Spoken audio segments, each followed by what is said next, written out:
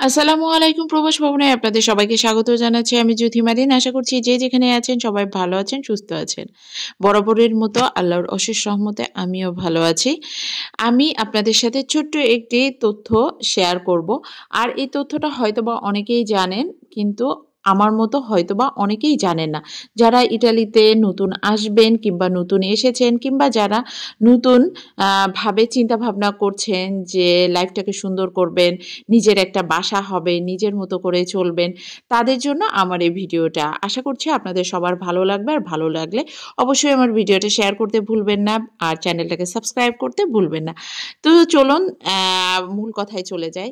এই যে ভিডিওটা দেখতে পাচ্ছেন, আমি একটা ছোট্ট শহরে, আমরা থাকি বলোনিয়া শহরে। তো বলোনিয়ার বাহিরে ছোট্ট একটা শহর, যেটা খুব সুন্দর, ছিমছাম পরিচ্ছন্ন এবং সুন্দর। এটা হচ্ছে এক বাসায় আমরা দাওয়াতে এসেছি। আর এই বাসার নিচে যে জার্দিনো, সেখানে এই ফুল গাছগুলো বাসার সামনেও। আসলে এটা বলে রাখা ভালো যে ইটালির ম্যাক্সিমাম বাসার সামনে ফুল গাছ থাকে, এবং যে জার্দিনো থাকে, যে বাগানটা থাকে বাসার আশেপাশে যে জায়গাটা, সেটা মূল কথা একটু ফুল টুল দিয়ে সবাই সাজায় রাখে। বিশেষ করে বড় শহরের তুলনায় ছোট ছোট শহরগুলাতে বাসাগুলো দেখলে আপনার মনে হবে যে হাতে শিল্পী এঁকে রেখেছে। যেমন পরিবেশ, যারা একটু নিরিবিলি থাকতে পছন্দ করেন, শান্তভাবে থাকতে পছন্দ করেন, কোলাহলটা চান না, তাদের জন্য ছোট ছোট শহরগুলো খুবই শান্তির জায়গা। আর বাড়িগুলোর ডিজাইনগুলো দেখলে মনে হবে হাতে এঁকে রেখেছে। কেন এই ভিডিওটা করার ইচ্ছা হলো সে বিষয়ে একটু বলি। কারণ আমি গতকালকে এক ভাবি বাসা কিনবে, তো একটা বাসার ভিডিও দেখাইছে। বাসাটা আমার খুবই পছন্দ হয়েছে। একটা ফ্যামিলি, মানে যেরকম বাসা কল্পনা করে মধ্যবিত্তরা, একটা বারান্দা থাকবে কিংবা 2টা বেডরুম থাকবে, তারপরে একটা সুন্দর গোছানো একটা ডাইনিং থাকবে, মানে ড্রয়িং রুম থাকবে, রান্নাঘরটা বড় হবে, মানে এরকম গোছানো একটা বাসা, এবং বাসার ডিজাইনটা খুব সুন্দর।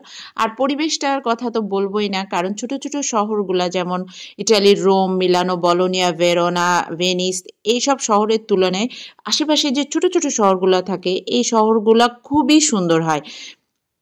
তো তার ফাঁকে একটু কথা বলে নিই, সেটা হচ্ছে যে আজকের এই যে টেবিলটা দেখছেন, আমরা কিন্তু দাওয়াতে এসেছি। এটা সবই বাংলাদেশ থেকে আনা দেশি খাবার। বুঝতেই পারছেন, বিদেশে বসে দেশি খাবার খাওয়ার আনন্দটা যারা বিদেশে থাকে তারা একমাত্র অনুভব করবে। এখানে আছে কই মাছ, দেশ থেকে আনা হচ্ছে পাঙাশ মাছ, তারপরে চিংড়ি মাছ, তারপর হচ্ছে রোস্ট, গরুর মাংসের কালাভুনার মতো একটা রান্না করেছে মামির স্পেশাল, সাথে ভুড়ি, একটা ভাজি অঙ্কিতার পাপার জন্য, পোলাওটার ঘ্রাণটা তো আমার খুবই ভালো লাগছে। দেশের চাল, মানে পোলাওয়ের যে একটা ঘ্রাণ অরিজিনাল, সেটাই বের হচ্ছিল। রান্নাগুলো অসাধারণ ছিল, খুবই মজা ছিল। এটা হচ্ছে মামির হাতের মিষ্টি। মামি অনেক কষ্ট করেছে, মামিকে অনেক অনেক ধন্যবাদ। যখনই যাই মামি অনেক কষ্ট করে। যাই হোক, যেটা বলছিলাম, তো ছোট ছোট শহরগুলা যেমন সুন্দর থাকে, শিল্পী মনে হয় যে এঁকে রেখেছে, খুবই সুন্দর। অনেকেই আছে বাসা কিনতে চায় শহরের মধ্যে, কিন্তু দাম বেশি। তারা একটু আশেপাশের ছোট ছোট শহরগুলায় যদি যাওয়া যায়, এত সুন্দর সুন্দর বাসা দেখতে পাই আমরা, কিংবা থাকার জন্য। এবং শহরে যে টাকায় আমি ছোট্ট একটা বাসা কিনবো, সেই টাকা দিয়েই কিন্তু আমি শহর থেকে একটু পাশের যে শহর আছে, ছোট শহর, ওগুলাতে কিনলে কিন্তু ওর ডাবল কিংবা না হলেও 1 ভাগ বেড়ে যায়। এরকম বড় বাসা পাওয়া যায় এবং মনের মতন বাসা পাওয়া যায়। আর এক কথায় আপনি নিরিবিলি থাকতে পারবেন, খুব সুন্দরভাবে থাকতে পারবেন। পরিবেশটা খুবই পছন্দনীয়। অঙ্কিতার পাপা তো খুব পছন্দ। যাই হোক, হয়তো আমরা ভবিষ্যতে কখনো বাড়ি কিনলে এরকমই চিন্তাভাবনা আছে। সব মিলিয়ে আমার দাওয়াতটা কেমন হয়েছে।